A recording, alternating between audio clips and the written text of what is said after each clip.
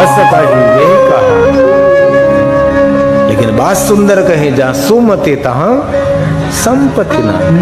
और जहां कुमति, दूसरों को गिराने का भाव करेंगे तो हम पहले गिरेंगे।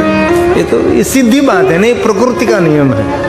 जितना दूसरों के प्रति कल्याण का भाव प्रकट करेंगे, जैसा हमारा हजारों बार कल्याण होने लगता है। दूसरों के सुख का भाव करेंगे तो स्वयं आप सुखी होने लगोगे। और प्रकृति के नियम जो हमने समझ लिया तो हमारा बेड़ा पार हो गया। लेकिन बहुत लोग कहते कि कुछ बस नियम ही नहीं उसके जीवन में।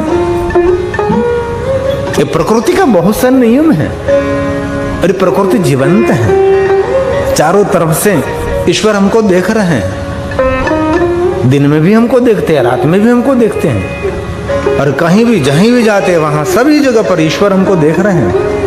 हम जो बोल रहे हैं वो सुन रहे हैं, नहीं बोल रहे हैं वो भी सुन रहे, मेरे विचार को भी समझ रहे हैं ईश्वर।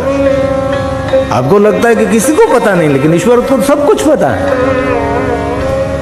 और हमारी पहचान दो व्यक्ति को होती है, आपको और ईश्वर को। स्वयं की पहचान दूसरों को नहीं होती कभी। हमारी पहचान मेरी आत्मा को होती है और एक परमात्मा को होती है। हम समाज के आगे कितने सत्यव्रती हम दिखाई दे, लेकिन स्वयं को तो जानने वाला हम स्वयं है ना। और कौन हो सकता है? तीसरा तो कोई दुनिया में आपको नहीं जान सकता। आपको आपकी आत्मा जानती है और आपको परमात्मा संपूर्ण जानता है। और आप गए जन्म और अगले जन्म का कुछ भी नहीं जानते, लेकिन परमात्मा तो वो भी जानते हैं। ईश्वर की गति भी एक न्यारी है। हमारा मन, हमारा चित्त, हमारी वाणी भी वहां नहीं पहुंचती। इसलिए कथा इसलिए हम सुनेंगे, हमारे जीवन में कुछ परिवर्तन होगा।